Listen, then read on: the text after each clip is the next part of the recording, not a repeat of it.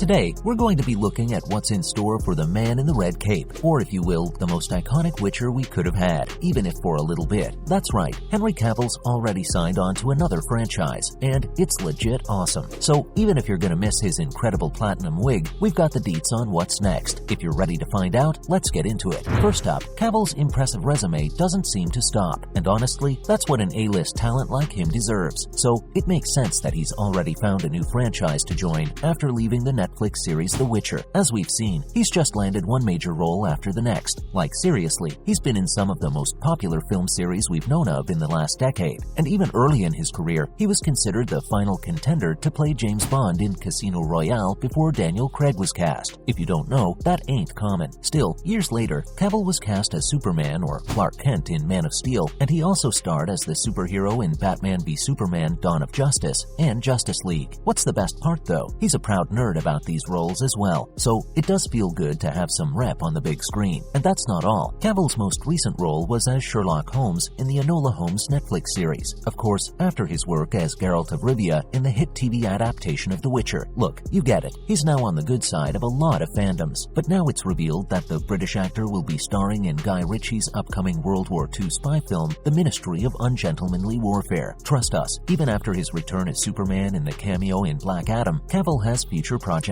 lined up. Up next, the possible new franchise. Well, of course, we're gonna tell you guys what we know about his upcoming project, unless that ever changes to being part of Marvel, in which case, you get it. But the reunion film starring Henry Cavill and Guy Ritchie is based on Damian Lewis's 2015 novel, Ministry of Ungentlemanly Warfare, which is basically about how Churchill's secret warriors set Europe on fire and gave birth to modern Black Ops. Pretty exciting, don't y'all think so? But if you didn't catch it, the film will follow the adventures of Winston Churchill and James Bond creator Ian Fleming as they form a covert World War II combat org. Cause we can honestly tell you, that being part of our timeline is not something we were expecting. And it'll focus on the secret group of drug-violent rogue soldiers who used questionable tactics to fight Nazi Germany throughout the war. So we're guessing that the audience is gonna be given some gray characters. Oh, don't even tell us that doesn't sound insanely interesting. So, given the exciting real-life inspiration for the Ministry of Ungentlemanly Warfare, it makes sense that the film is trying to be the first in a new series. Well, that still vouches for the success with the audience and all that jazz, but from us, it sounds very cool, especially because Ritchie, along with Jerry Bruckheimer, the producer of the massive box office success Top Gun Maverick, is planning to shoot the next films after this chapter. Following that, did this project lead to his Witcher exit, or at least been a massive push for it? Cause, see, following the announcement of Cavill's departure from The Witcher, theories about how the Netflix show's production team may have pushed him to leave surfaced, and that wouldn't be too far off. Just look back on a couple of interviews with Henry talking about what he wants from the show, to what Season 2 actually was. Guys, although he was a fan of the franchise and helped bring the television series to life, he had long talked about his unease with the writer's departure from the OG lore. Talking from one nerd to the next, we get that, no? So, while his decision to leave was unexpected and heartbreaking for the Witcher fans, these behind-the-scenes issues could have been the key factor, one that we ultimately get. Besides that, juggling more than one franchise at the same time would be too much for anyone to handle. Yeah, even the Man of Steel. So, especially since he plans to return as Superman and has confirmed his inclusion in future DCEU films, in the long run, this can result in Cavill keeping up his star performances and not just burning out for the fun of it. So, joining the cast of the upcoming film The Ministry of Ungentlemanly Warfare is probably attractive to Cavill, cause he gets to play another war spy, which is still gonna be a less demanding role than continuing to be Geralt of Rivia. Let's talk about Cavill's rumored appearance at Comic-Con. Honestly, crossing our fingers as we go. After a long absence, Henry Cavill has returned to the DC universe as Clark Kent or Superman, with his first surprise cameo being in the post-credit scene of the recently released Black Adam. Trust us when we tell y'all, it took a couple of business days for the fever dream to set in as reality. Still, Cavill has hinted that the cameo is just the beginning of his tenure as the character. But what's more, sources have been saying that a new Superman film starring him could be in the works. Guys, we might be getting the version of these heroes that we've always wanted. Fans definitely have been excited to see how Cavill will return to his iconic role, especially after past rumors hinted that he'd announce his return during Warner Brothers' panel at San Diego Comic-Con this past July. But it's okay. Good things come to those that wait, right? But that wasn't the case, and Cavill addressed the unique challenge of dealing with those rumors in a recent BBC interview. He'd admitted there was a lot to deal with, because he was, of course, working and people kept asking him if he was attending or not, and even when he assured them no, it was followed with a smile of, "But you really are, right?" So He did what any of us would have and just rode that one out until everyone just got their answer. Next up, how did Superman make his DC return? Well, for the many years since the film has been in production, Black Adam star Dwayne Johnson has been extremely vocal about the possibility of a crossover with Cavill's Superman, and we'd just been excited over the crumbs offered, man, but the fact that he might have pushed this into happening, just another reason Black Adam was so awesome. And Johnson had even hinted earlier this year at San Diego Comic-Con, saying that Cavill's take on the character from Man of Steel, Batman v Superman: Dawn of Justice, and both versions of Justice League is the Superman of our generation, which is just so true. That led to Cavill eventually making an appearance in the film's post-credits scene, just telling Johnson's Black Adam that they need to talk, and easily making every DC fan lose their minds. Still, Johnson admits again that Henry is a friend and a fantastic Superman, so it does look like these two could have an iconic dynamic on screen, and wouldn't you all love a team-up with them just riling Batman's gears? Also, The Rock commented on how every time they meet and drink tequila, they know that Henry is Superman, which is honestly insanely wholesome to know. That's not Cavill's only support though. Danny Garcia, Johnson's longtime business partner, has long been a huge fan of Henry and his career, which just shows y'all how many Hollywood stings have been trying to get this man back in the iconic suit. Lastly, Henry Cavill's emotional return to his character. In a recent interview, the actor was finally able to talk about what it's been like putting back the iconic suit, and genuinely, we couldn't be happier for his experience. He'd gone to Warner Brothers studio in the UK and put on the suit again, and of course, it was a very special moment for him, because at first, when he put on the Man of Steel suit again, he wasn't sure how he'd feel, like if it had become something very emotional that he'd attached himself to, and to some extent of it, yeah, that was the case. So the suit he chose at the end was full of nostalgia, because it was vital for him to have been standing there and enjoying the moment. Tell us that doesn't make your fandom heart jump with joy. It's the best feeling when you know your character is being played by someone that gets it. If that wasn't enough, he also admitted it was one of the best bits of his career. It's wonderful to have the chance to wear it again, and because he's clearly got a Superman would be proud of, he repeated that the support and love of the fans is something he's looking to repay. Well, we couldn't be more excited and impatient to see how that becomes true. For now though, we're gonna have to wait. That's a wrap on this video. Let us know what y'all think about Cavill's upcoming project, whether you think it has the potential to become his next franchise, or is this one not it after The Witcher? Make sure to give this video a thumbs up and subscribe to our channel for more videos like this. See you at the next one.